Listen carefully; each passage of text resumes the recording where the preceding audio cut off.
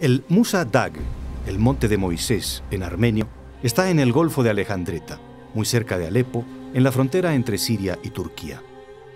Es una pequeña montaña de 1.355 metros, cuya ladera sur se derrama hacia el Mediterráneo.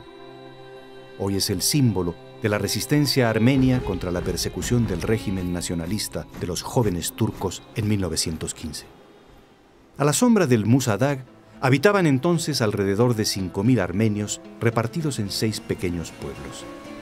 Eran parte de los 2 millones de armenios que vivían en la península de Anatolia, que es hoy el corazón de Turquía, en una región conocida entonces como Armenia Occidental. Los armenios fueron la primera nación que adoptó el cristianismo como religión oficial en el año 301. En 1915 eran una de las minorías cristianas del Imperio Otomano. En julio de 1915, los habitantes del Musa Dag recibieron la orden de evacuar sus pueblos y dirigirse hacia el desierto sirio. Cientos de miles de armenios habían sido obligados ya a abandonar Anatolia, donde vivían desde tiempo inmemorial, e iniciar un éxodo incierto hacia el sur. Los armenios del Musa Dag imaginaban o sabían que la evacuación significaba el abandono y la muerte en el desierto. Y tomaron la decisión de enmontañarse, parapetarse en el monte y defenderse con la esperanza de que alguien llegara a rescatarlos. En silencio, sin que se enteraran sus vecinos musulmanes ni el gobierno turco, comenzaron a subir a la montaña todos los víveres, las reservas de comida que tenían en sus casas. Se llevaron también sus animales de granja y de carga. Arriba, se organizaron en campamentos provistos de todo lo que imaginaron que podía hacerles falta para resistir en caso de que el ejército turco intentara obligarles a bajar.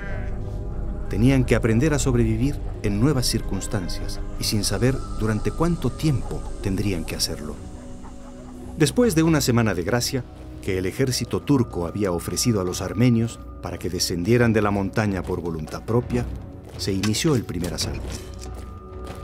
Los soldados turcos, que habían imaginado que sería una tarea relativamente sencilla, quedaron sorprendidos por la determinación con que los enfrentó un pequeño destacamento irregular de 250 armenios mal armados con viejas carabinas y otras armas caseras. La inesperada resistencia de los rebeldes, que habían construido sus propias fortificaciones, obligó al ejército turco a retirarse para preparar un nuevo asalto. El ataque se produjo unos días después. El ejército turco, mejor preparado esta vez y con más efectivos, sitió a los rebeldes cerrándoles todas las salidas. Pero los armenios, que conocían cada palmo de la montaña, lograron aparecer por la espalda de los soldados turcos, que de nuevo se retiraron en desbandada. Los víveres se iban agotando. También los animales de que disponían, porque necesitaban matarlos para alimentarse. El asedio del ejército turco estaba consiguiendo que comenzaran a morirse de hambre. Se impuso un racionamiento estricto de la comida. En la desesperación, imaginaron un plan para que los mejores nadadores se lanzasen al mar en cualquier momento del día o de la noche si se avistaba algún barco extranjero. Colocaron también banderas en las copas de los árboles más altos, una de ellas blanca con la cruz roja, pidiendo socorro. Inesperadamente, el 12 de septiembre de 1915, después de 53 días de resistencia, divisaron un barco de guerra que se dirigía hacia ellos. Era un buque francés que había visto la señal de socorro. En los siguientes días, 4.200 armenios, entre hombres, mujeres y niños, fueron evacuados del Musa Dag y trasladados sanos y salvos a Puerto Said, en Egipto.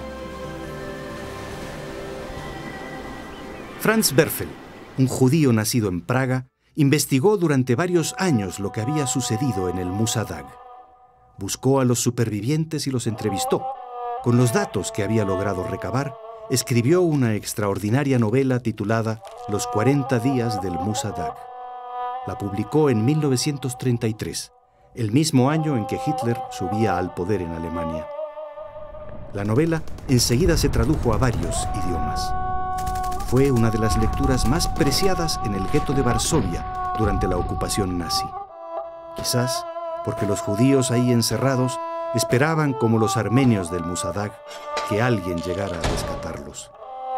Pero esa vez no llegó nadie.